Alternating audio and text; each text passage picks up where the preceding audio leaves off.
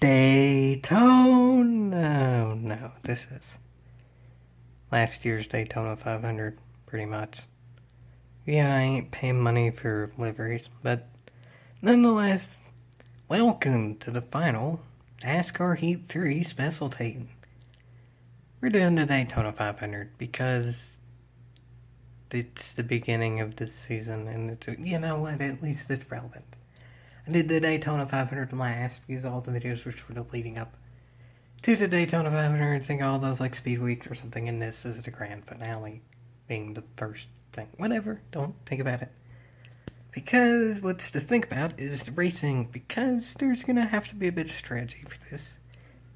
Meaning, it's the last of first challenge in the full 40 car field. This is an offline race with all the default starter difficulties, meaning the race unlike normal or whatever, which means disability control and all that's on, and then the AI is easy, but what's last of first challenge, and I'm giving myself 7% race length. Meaning, this race is 14 laps. 14, not 40. So, yeah. Here's the statisticulars that they give in the beginning. And I'm in last. I don't even get a statisticular. Wish me luck, folks. It's the Purple People Punter's final outing for the very first race of the season. That's technically last season, but let's not think about that. Let's think about how in the blue blazes am I going to pass 39 other cars in 14 laps. Especially when everybody's in pack racing, meaning you have to stay in a draft. If you exit the draft, you lose it, and you just lose in general. Luckily, it's 3 wide right now, and I'm on the bottom, so just in theory, that means that I was gonna say I could pass because that's the narrowest line. That's the least distance traveled, but yeah, that didn't work. Oh, please, a car come out. Yes, there we go, a car came out, so there's a few cars past. I was able to get a slight draft off that car ahead, and boom! That's already quite a few cars past. Don't lose the draft. Oh, I'm not feeling... Okay, good. Car went now. That's actually a whole heck of a heap of cars passed quickly, but as usual, just because I'm passing a good percentage of cars early on does not mean the talent level is linear. As in all things, it's not all that impressive passing for 31st in 1 lap. Yes, I passed 9 cars in 1 lap, and I have 14 laps to do it, but I have a hunch these cars ain't exactly going to be as hard as, well, those cars. Those cars are still quite a long ways away. So I continue the drafting strategy of stay in the bottom, continue to stay in the bottom, and luckily no one's moving in front of me because I guess it's early in the race, they're not aggressive yet. This is realistic. Surely you're not all that aggressive early in the race, but there are just past 2 other cars on the top. I'm being a little bit aggressive here. Even though the AI is pretty easy. I mean, racing 3 wide at Daytona ain't. Just the margin of error, no matter how easy the AI is low. I made it work, but I'd rather not have to continuously do that. Luckily, it's not looking like I have to, because in general, except for that one time, the strategy of staying on the bottom, no one's really wanting to move in front of me because I have a whole head of steam and no risking it early, which is realistic, means I can pass pretty quickly. I'm the only one being super aggressive passing, so it's working out. Please, someone line up, yeah. Oh wow, okay, I'm getting draft from like 100 plus feet behind. I'm not 100% sure how realistic it is, but I'm running out of draft now, though. Now my strategy is probably going to have to change a little bit, because y'all saw there that car is trying to pull in front of me, it just couldn't quite. These cars are starting to become more aggressive, and I'm about out of draft. I'm pretty much just going to have to carry this car with me, being that it's just now lap 4, and I'm in 11th. I have time, but I'm gonna have to carry Austin Dillon with me here. I'm pretty much gonna have to carry him to the front of the field. I'm gonna have to be the bump draft E here, most likely. And my theory is exactly correct. I got hung extra on the top, and I lose 2 positions again against the default easy AI. So no matter how easy the AI is, if I don't have draft, I lose. So hopefully this works. I'm not too worried about my car blowing up in a 7% race, 14 laps. I've already tested it. Oil temperature is a thing. That is something that's realistic. I don't have it on the screen because ultimately if the oil temperature indicator comes up, it doesn't mean your car's about to blow up, it's just a warning. So until I see that come up, I'm not going to worry about a 2-car tandem. Because I'm going to have to 2-car tandem or I lose right now. This is the only other car I can run with, and I'm not really quite near enough those cars to draft yet. I don't think. Yeah, that might have not worked. Granted, if I can make Austin Dillon draft with me, it may not be that. Oh, look at that! That car lost a bit of draft there. Holy snikes, that whole field just dropped back. That's weird. That whole pack of cars just way lost speed. I guess luckily the lead car got a bit slowed down or something, so just barely, I think, on the tail end of their draft. I'm thinking I made that move a little bit too early, but it's looking like it kind of worked out. Yeah, I'm actually slightly gaining on it. Luckily, those fields separated at the exact same time. Like, there's a bit of a breakaway up front. There's one car that's a lone wolf that's probably going to drop back to that pack, but in that pack's draft, it's going to take about a lap to actually catch it, but that worked out. Honestly, though, if there wasn't a mistake in the middle of what was once a really big pack to separate the two packs, I'd probably be a sitting duck, and I'd have to wait a bit more. But the reason I went ahead and made that move is because I had a little bit of time to do it. Now I actually have a little bit of leeway. It's lap 6, and I'm essentially with the lead pack. I'm in 9th. This lead pack's probably up to about 4th, and then by the time I can pass all these people, I'm still going to be in the small breakaways draft. That was scary. And I lost speed in that too. That might have not been the best move. Luckily I did get that car at high. But Kyle Larson in general is kind of famous for running the high lines out of cricket. I'm playing it risky, that's for sure, but it's working. I still, though, am probably going to have to draft a little bit, because remember how there was a lone wolf there that I saw a few laps ago? Yeah, that lone wolf is now leading this pack and slowed the whole pack down, because that pack had to check up because, well, there was a lone wolf there, so that slowed that pack down enough where they're not in that lead pack's draft anymore, so now I'm going to have to bring yet another car up to the front and then pretty much betray it and get out of its draft and blow by it with momentum. I don't necessarily like racing that way in general in like GT Sport stuff. If I'm drafting with another car in a 2-car draft, I like to keep the other car with me until the end of the race, just because so sportsmanship and stuff, especially if they're drafting good to begin with. But well, these are AI, so I don't feel too bad about them. And I'm not necessarily running completely out of time, but to be a little bit leery. It is over halfway through the race, and now I'm to the very best car. And I'm not gaining all that fast. I really don't think I can gain it all when I completely lose draft. So I'm going to have to pretty much slingshot to the lead here, and then block my heart out and hope it's enough. There's one car, and now they're being aggressive. Well, this is going to take a little bit, folks. Before, the cars in the back of the pack early in the race were not being aggressive, but these cars are going in front of me now while I have momentum. Granted, my strategy for now is just push that car into lead. It's looking like Denny Hamlin is kind of allowing this. He's being aggressive getting in my way to begin with, but I guess 2-car breakaway is fine. That car would luckily allow this, but I'm not sure how long my car will allow this, meaning eventually I'm probably going to overheat. Granted, I think at any given point I can pass, but that was scary.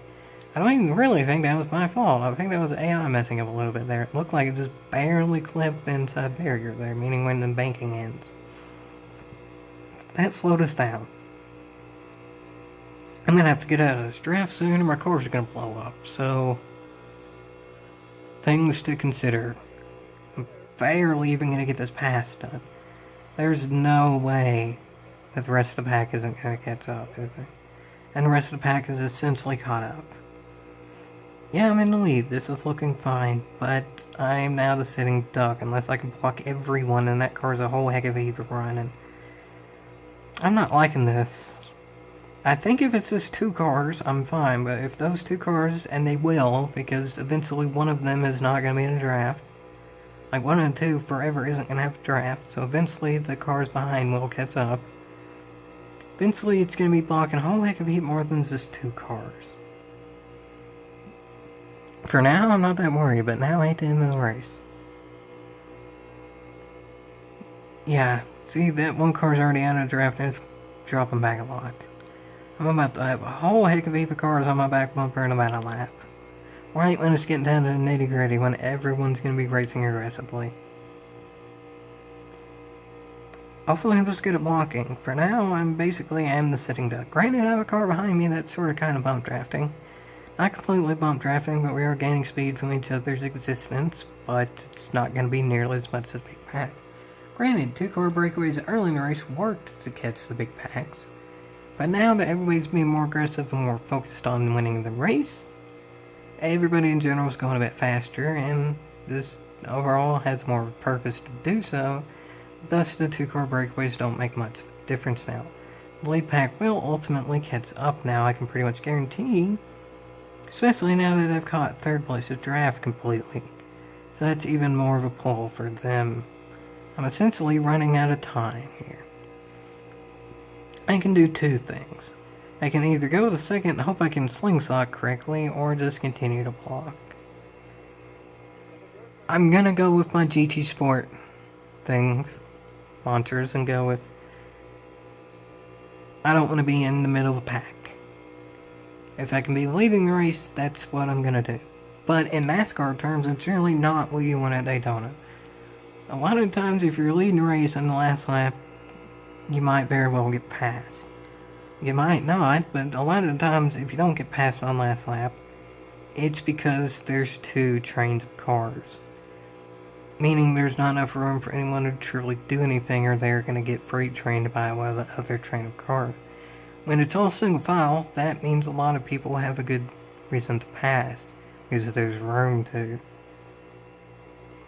Oh, that's one train of cars. Somebody's gonna try to pass. And if this one other car goes with them, I'm probably screwed.